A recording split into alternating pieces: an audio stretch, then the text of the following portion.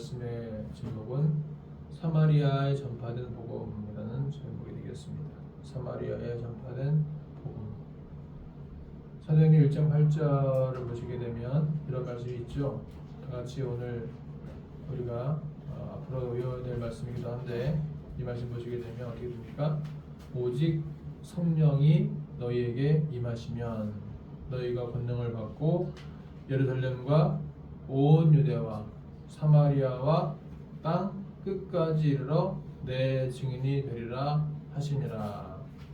이 말씀이 있죠. 그래서 성령이 임하실 때에 예루살렘에서 온 유다로 그리고 사마리아로 땅 끝까지 복음이 전파되었는데, 그리고 나서 로마로 가고 유럽으로 가고 미국으로 가고 아시아로 가서 대한민국까지 이르게 되었습니다. 이제 사마리아까지 가는 그 과정이 오늘 드디어 8장에 등장하는데, 이 사마리아가 어디에 있습니까? 유다라고 하는 이 땅과 위에 있는 갈릴리, 페니키아의 중간에 있는 것이 사마리아죠. 사마리아. 이 사마리아는 소모론이라고도 말하는데, 이제 북쪽으로는 갈릴리가 있고요, 남쪽으로는 유대가 있습니다. 그 중간에 사마리아 땅이 있습니다. 산지가 많습니다. 그리고 이 사마리아는 이스라엘 땅의 중간 지점에 있어요. 그래서 사마리아를 통과하여야만 된다라는 표현이 항상 등장하죠. 사마리아라고 하는 이 단어는 어디 등장했느냐? 열왕기상 16장 24절에 등장하는데, 북이스라엘의 여섯 번째 왕이었던 옴므리가 그 땅의 주인이었던 세멜로부터 그 산지를 삽니다. 그래서 세멜에서 사마리아라는 단어가 나오게 되었습니다. 이 사마리아는 북이스라엘의 마지막 왕이었던 호세아 왕 때 아수르에 의해서 침공을 당하면서 많은 사람들이 아시리아로 포로로 잡혀가게 되고요. 그리고 바벨론과 쿠다 등지에서 새로운 사람들이 사마리아로 와서 이주해서 살게 됩니다. 그래서 그때부터 이제 혼혈 민족이 발생하게 되죠. 사마리아 사람은 먼 지방으로 가고 다른 나라에 있는 다른 사람들이 와서 살게 됨으로써 혼혈족이 생기게 됩니다. 그래서 유대인들은 사마리아 사람들과 자신들을 구별을 해서 이렇게 얘기하죠. 쿠다에서 왔다라고 해서 쿠팀이라고 불러요. 쿠팀, 그 사람은 쿠팀이라고 부르면서 경멸적이고 모욕적인 단어를 사용합니다. 사마리아 사람들은 쿠팀이다. 쿠팀. 한마디로 말하면 이런 거예요. 재수없는 사람들, 저 버러지 같은 사람들, 그런 사람들을 이렇게 표현하는 것입니다. 쿠팀. 그래서 사마리아 땅을 지나가려면은 항상 그 육지를 지나가야 되는데 가기가 싫은 거예요, 여기가. 그래서 항상 배를 타고 돌아서 배 타고 위쪽으로 또 남쪽으로 왕래를 하게 되었다는 거죠. 자, 사도행전 8장 1절 보시게 되면 이렇게 말씀합니다. 사울은 그가 죽임 당함을 마땅히 여기더라.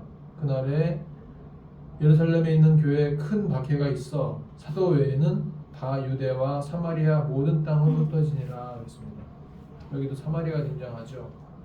자, 사울은 누구였습니까? 사울은 나중에 등장하는데, 스데반 집사가 7장에서 긴 장례 설교를 하다가 돌에 맞아 죽죠. 근데 그 스데반 집사의 돌에 맞아 죽는 순교를 당연한 것으로 생각합니다. 그 사람은 돌에 맞아 죽어도 싸. 그 사람은 마땅히 죽어야 돼. 왜 예수님을 전하는가? 하나님만을 저희는 전해야지. 왜 예수님을 전하는가 해서 돌에 맞아 죽는 것을 마땅하게 생각합니다.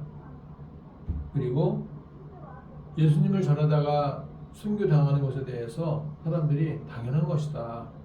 저 이단을 선포하는 자는 당연히 죽어야 된다라고 생각했다는 것입니다. 아주 어두운 현실을 말하는 거죠. 어두운 현실을 말하는 것입니다. 지금 상황이 어두운 거예요. 굉장히 분위기가. 자, 우리 사도행전 8장 1절 다시 한번 읽어볼까요? 사울은 시작. 사울은 그가 죽임 당함을 마땅히 여기더라. 그날에 예루살렘에 있는 교회에 큰 박해가 있어 사도 외에는 다 사도행전 1장 8절을 거꾸로 뒤집으면 사도행전 8장 1절이 됩니다. 거꾸로 뒤집으면. 그래서 1장 8절에서는 땅 끝까지 이르러 내 증인이 되리라 그랬는데, 뒤집어서 8장 1절에 어떻게 되어 있습니까? 유다와 사마리아 모든 땅으로 흩어지니라 그랬어요. 흩어지니라. 내 증인이 되지 않으니까 흩어져서 증인을 만드시는 거죠. 이게 바로 반대로, 거꾸로, 리버스라는 그런 효과가 있는 거죠. 자, 그래서 다시 한번 사도행전 8장 1절 보시게 되면, 사울은 그가 죽임당함을 마땅히 여기더라. 그날에 예루살렘에 있는 교회에 큰 박해가 있어 사도 외에는 다 유대와 사마리아 모든 땅으로 흩어지니라 그랬습니다. 큰 박해. 예. 박해가 뭡니까? 예수를 믿는 사람들을 핍박하는 거예요. 갇히기도 하고 포박하여 끌고 가기도 하고 무시하고 멸시하고 돌에 맞아서 죽게 하고 순교를 당하게 되는 것이 큰 박해입니다. 그 박해를 받는 사람들이 어떻게 됐습니까? 사도 외에는 다 흩어졌어요. 다 흩어져서 디아스포라, 흩어진 씨앗이 되어져서 흩어짐으로써 흩어진 곳에서 교회가 확산되어져 갔습니다. 흩어져 가면서 하나님의 나라가 점점 더 확산되어져 간 것입니다. 그래서 사도행전 1장 8절과 8장 1절을 뒤집게 되면요, 그런 거예요. 이제는 반강제적으로 복음이 전파되어졌다라는 것입니다. 여러분, 중국에서 목회하던 지인 선교사들이 한국으로 추방을 당했었습니다. 거의 한 10년 동안 계속 추방을 당하는 거예요. 우리가 알고 있는 유 무슨 선교사, 이 무슨 목사, 주 무슨 목사 다 중국에서 목회하다가 추방을 당합니다. 한국으로. 그런데 놀라운 것은 뭐냐면, 그 추방이 또 하나의 또 다른 선교의 시작이고 목회의 시작이 되었다는 것입니다.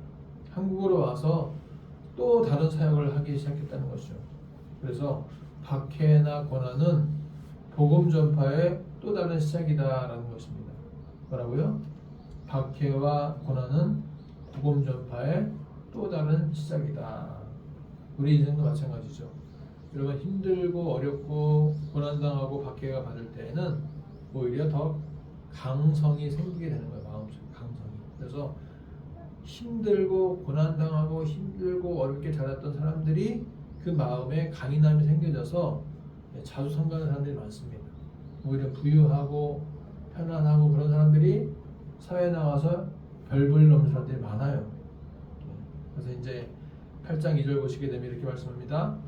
경건한 사람들이 스데반을 장사하고 위하여 크게 울더라. 경건한 사람들이 스데반 집사의 순교를 보고서 장례식을 치른 다음에 많이 울어줬습니다. 많이 울었어요. 그리고 나서 이제 사울이 3절에 교회를 잔멸할세, 각 집에 들어가 남녀를 끌어다가 옥에 넘기니라.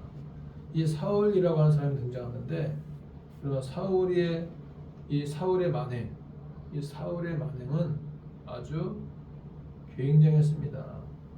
교회를 막 잔멸, 교회를 멸망시키고 집마다 찾아 들어가서 막 끌어내고 강제로 강제 연행, 강제 집행 그런 거죠.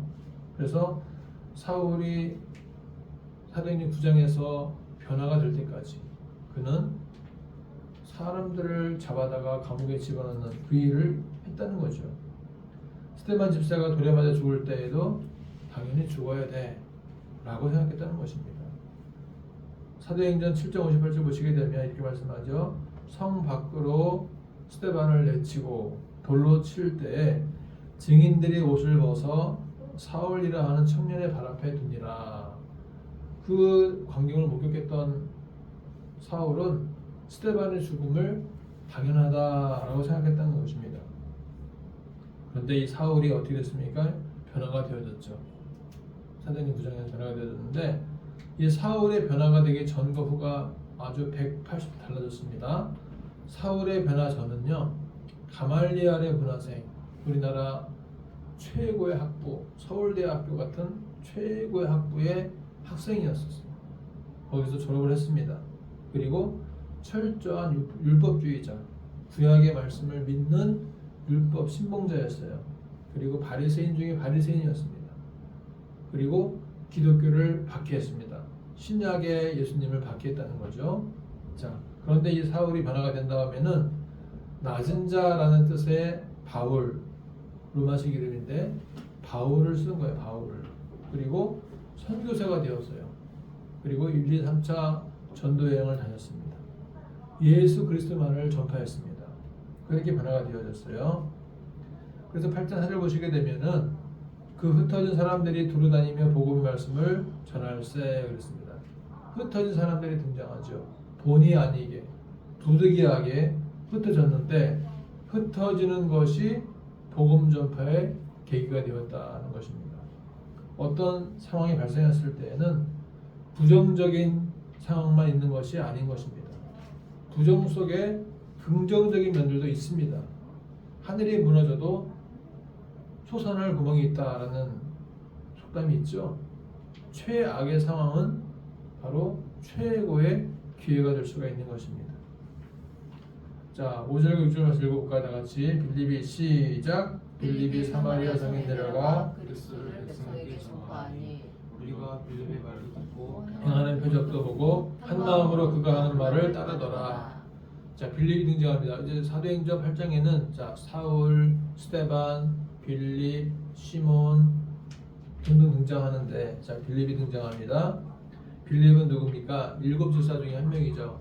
6장에서 원망하는 일이 생겼을 때 7명의 헬라파 유대인들 중에서 집사를 뽑습니다. 그 중에 한 명이 빌립이었어요. 그 한 명이 또 한 명이 스데반이었고요. 빌립은 복음을 전파했고 스데반은 순교당했습니다.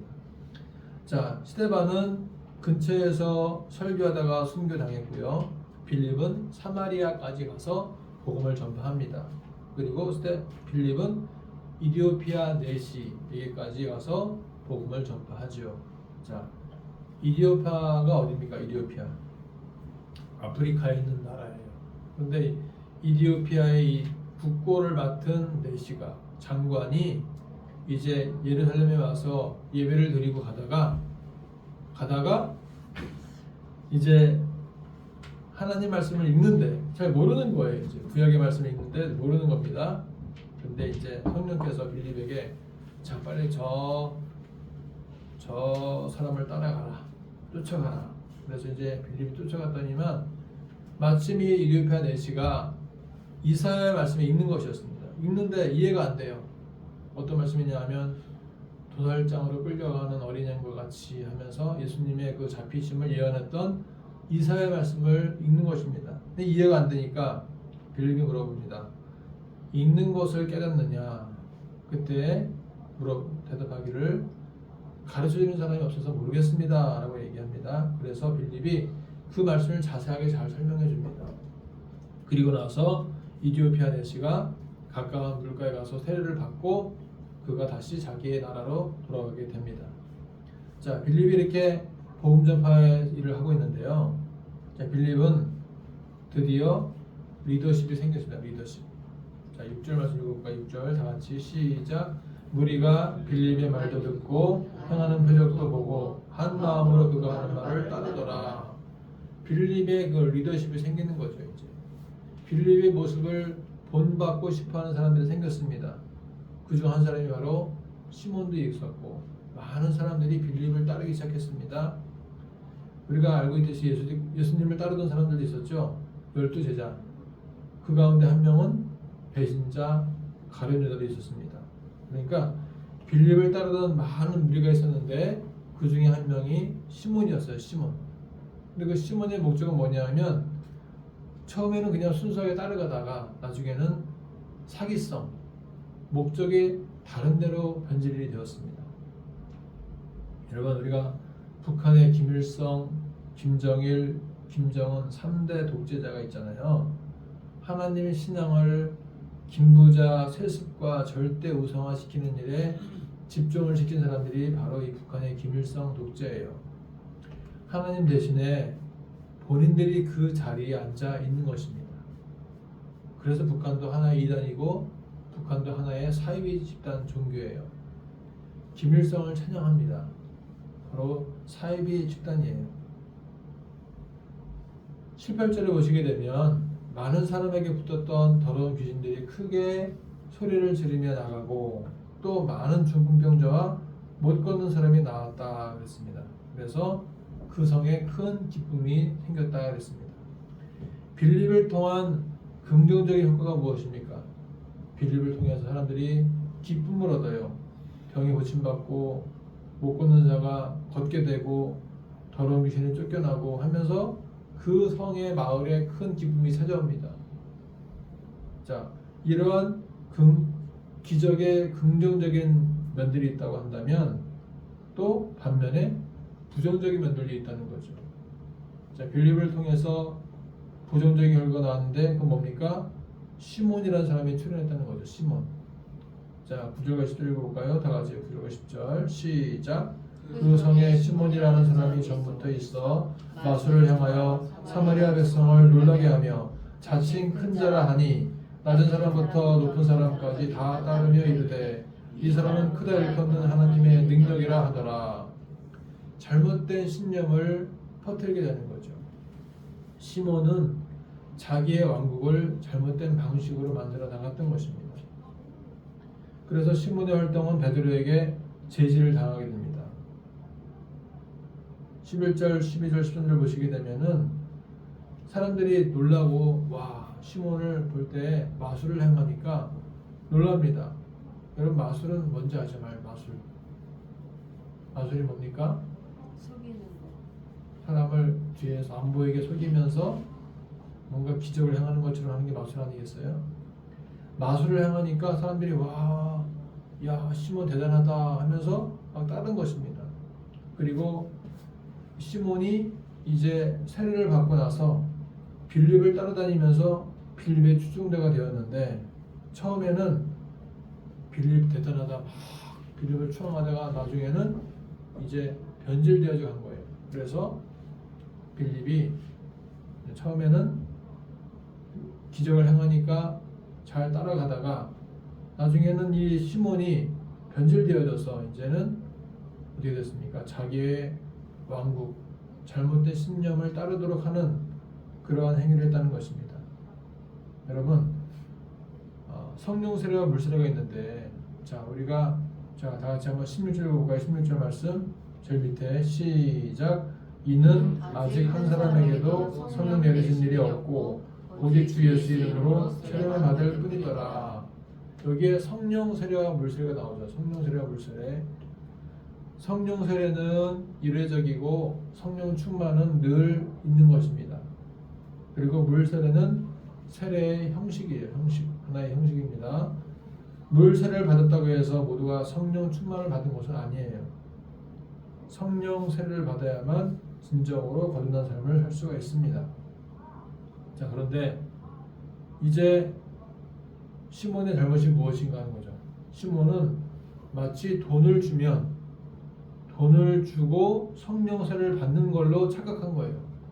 내가 돈을 주고 성령을 선물을 받는 걸로 이해를 했던 것입니다. 그래서 이렇게 얘기하죠.